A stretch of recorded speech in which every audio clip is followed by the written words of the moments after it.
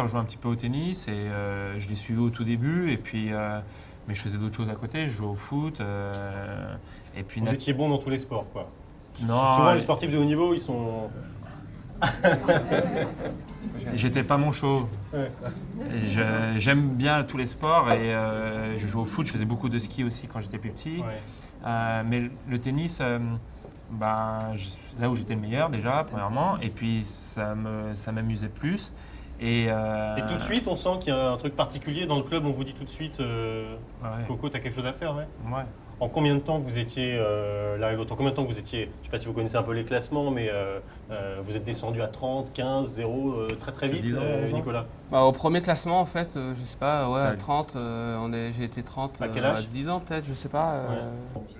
Disons qu'on On avait une envie. on avait une volonté et nos parents nous ont pas poussés. Ouais. Ils nous ont, C'est dur ils nous pour ont eux accompagnés, j'ai envie Ouais, de dire. voilà. Parce que pour eux, quand on dit sport-études, moi j'habitais à côté de Lyon, c'était Poitiers, donc ça voulait dire être en internat là-bas. Dès 11 ans. À 11 ans et demi, Ouais, 11 ans on et était en demi. 5e. Donc ça veut dire rentrer, la première fois c'est une fois tous les 15 jours. Pour les parents, moi ma mère me laissait larmes, sauter. Ouais, elle était en larmes et quand je... Pour vous aussi, c'est Et moi super aussi, sport. les c'est- premiers mois ont été très très durs. Et puis après, nous, ce qui est la particularité, c'est qu'on a été ensemble dans les mêmes centres nationaux à 11 ans et demi, 12 ans. Et puis en fait, on ne s'est jamais quittés parce qu'on a toujours, on avait plus ou moins le même âge, on a progressé ensemble et on s'est retrouvés à être ensemble partout.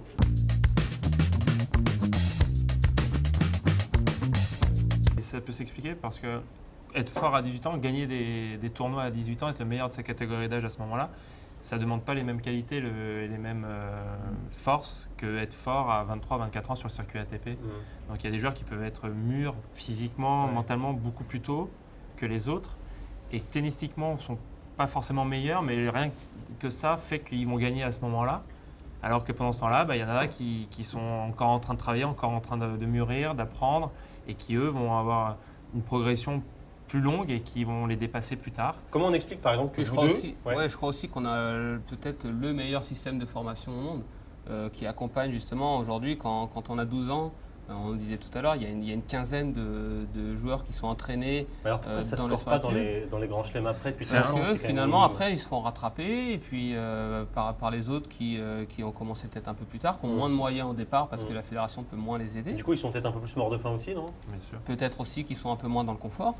C'est Quand on peut-être grandit aussi dans les un faubourg de limites. Belgrade sous les bombes qui tombent, on en a plus envie Effectivement. que quand Non, on est cocooné mais dès 11 ans. peut-être quoi. aussi. Et puis aussi, après, quand on est fort en jeune aussi, on joue que dans notre catégorie d'âge. Après, il faut jouer avec tout le monde aussi, Ouais, donc ouais. ça, c'est aussi plus difficile.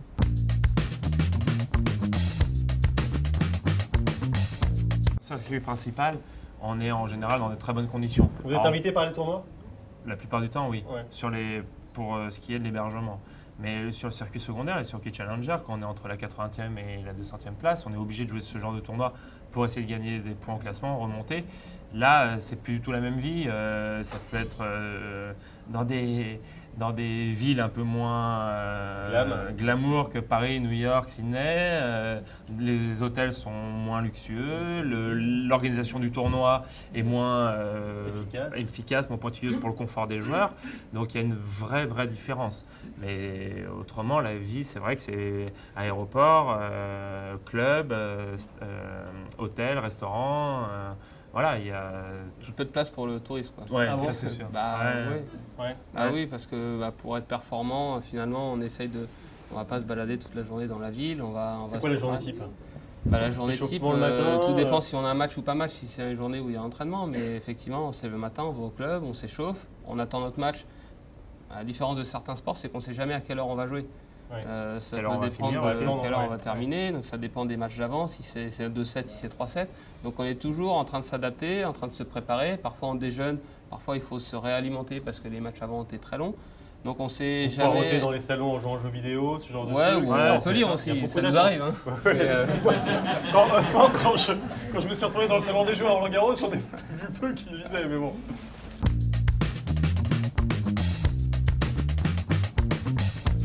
Bah ouais, pour moi c'était un bilan positif parce que effectivement 5 semaines avant je me blessais et On a tous vu l'image, hein, c'était une image terrible. voilà donc Jusqu'à 5-6 jours avant le début du tournoi, je ne savais pas si j'allais pouvoir jouer. Que mon coude ait pu cicatriser assez rapidement et que après d'avoir pu jouer et gagner 2 matchs, forcément c'est positif, même si on espère toujours faire un peu mieux. Vous avez perdu contre qui après? J'ai perdu contre Tipsarevic au 3e tour, pas forcément, un Serbe qui n'est pas forcément connu du grand public, mais qui est dans les 10 premiers mondiaux depuis une année à peu près, donc un joueur très solide, très régulier.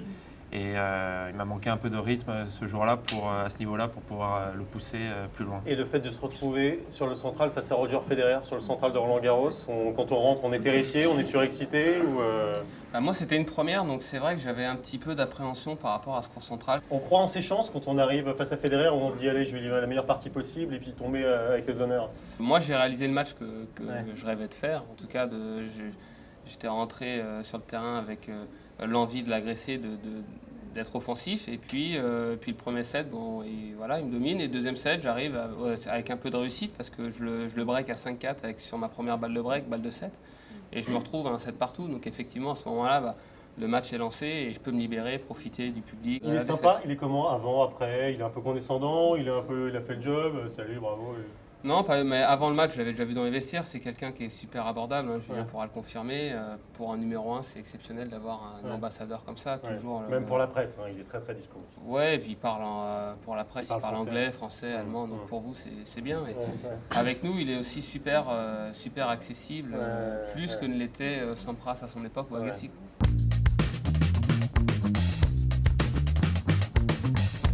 Moi j'aime beaucoup Djokovic, humainement j'ai l'impression qu'il est marrant et tout, j'ai raison ou pas? Moi, j'aime moins. Ah bon? Pourquoi? Moi, je suis, non pas que je l'aime pas, hein, mais je suis beaucoup plus fan de Federer ou de Nadal. Parce qu'il est moins sympa dans les vestiaires, il y a plus de Il est un distance. peu, il est un peu lunatique. Parfois, il est abordable, parfois un peu moins. Alors que Federer et Nadal sont d'humeur égale. Je pense que effectivement, il apporte. En tout cas, il apporte au tennis parce que ça fait une touche un petit peu de fantaisie ou autre. Je pense que pour le public, c'est important. Après, vraiment, moi, je suis un plus grand fan des deux autres. Ouais. En 2004, Julien Benneteau ici présent colle un 6-0 à Nadal, et en 2004, oui c'est ça, et en 2005 c'est lui qui vous colle 6-0. Qu'est-ce qui se passe entre les deux? C'est quand même incroyable quoi. C'était un jeune joueur déjà. Ouais, voilà, il avait 18 ans, donc on progresse énormément à cette période-là, plus que quand on a 27-28 ans. La marge de progression est plus grande et on assimile mieux les choses plus rapidement. Mais il a vraiment progressé durant sa carrière. Lui, d'ailleurs, c'est un peu sa marque de fabrique, c'est qu'il cherche en permanence à progresser. On voit des petites évolutions, même durant l'année. On voit qu'il cherche à améliorer son service. Concrètement, c'est quoi? Il y a des petites différences techniques au service, de rotation un petit peu d'épaule parfois, d'inclinaison de tamis. Il cherche, en fait, il est en perpétuelle recherche pour progresser. Lui, en fait, il veut devenir à chaque fois un meilleur joueur. Ce qu'avait dit Yannick Noah dans Le Monde sur le dopage, Nicolas, ça vous avait choqué vous?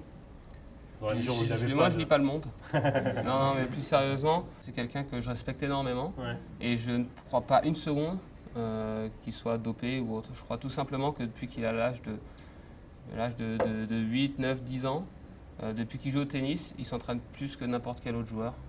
Il a cette philosophie de jeu, d'entraînement. Je crois qu'il a des valeurs qui sont à l'opposé de celles de la triche.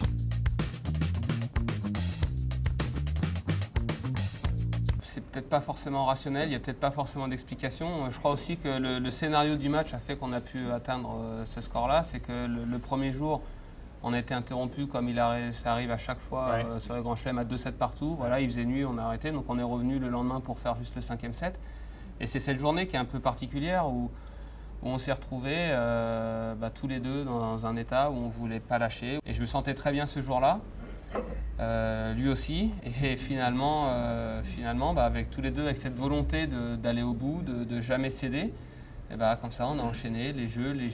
J'étais tellement focalisé sur le moment présent, d'essayer de trouver la solution pour le breaker parce que j'y arrivais pas, que finalement j'avais pas de notion du temps. Le seul moment où je me suis rendu compte, c'est quand j'ai vu qu'on commençait plus à voir et qu'on était plus près de la fin de la journée. Et vous avez commencé le matin à quelle heure? Non, je crois qu'on a dû jouer 6 ou 7 heures, je crois, ce jour-là. Il fait nuit à 21h, donc voilà. Je n'ai pas vraiment eu d'occasion franche pour passer devant. J'ai eu souvent des à 30A, 40A ou même 15-30. Sur gazon, on a l'impression qu'on a des occasions. crois que si j'ai duré aussi longtemps, c'est que j'avais cette envie de gagner. Ça m'a jamais lâché. En fait, je ne concevais pas de perdre ce match. Et c'est ce qui m'a permis de tenir.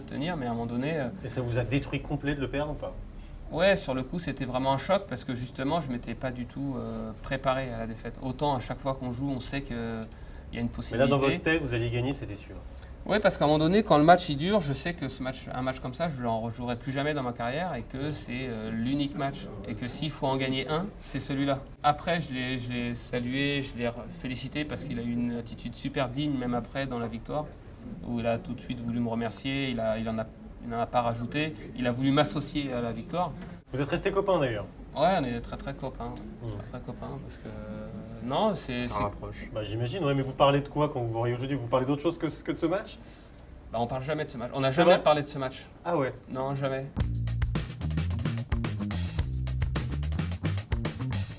Non, mais voilà, effectivement, mon meilleur souvenir, c'est quand j'ai battu Federer à Bercy, ce soir-là sur Central Qu'est-ce Bercy. qu'il vous a dit c'était après? Qu'est-ce qu'il m'a félicité. Et puis pour quoi? Au moment où ça à la main, il m'a félicité, mais de manière assez sympa. Et non, c'était vraiment un super moment. Et effectivement, quelques rencontres de Coupe Davis qui restent spéciales, mais je pense que le meilleur peut être à venir pour cette compétition. Et vous, c'est Isner? C'est difficile de dire que le meilleur souvenir, ça reste une défaite. Bah oui. Mais malgré tout, ouais, je suis peut-être le perdant le plus connu de France. Donc, Du monde. non, mais ouais, parce que j'ai tout connu. Effectivement, on cherche des victoires dans une carrière, mais on cherche avant tout des émotions. Ouais. Et moi, sur ce match-là, je crois que j'ai tout connu. Il y a eu un petit panaché de toutes les émotions, et c'est le plus grand moment que j'ai vécu sur un court. Donc je peux pas ne pas parler de ce match. Ouais.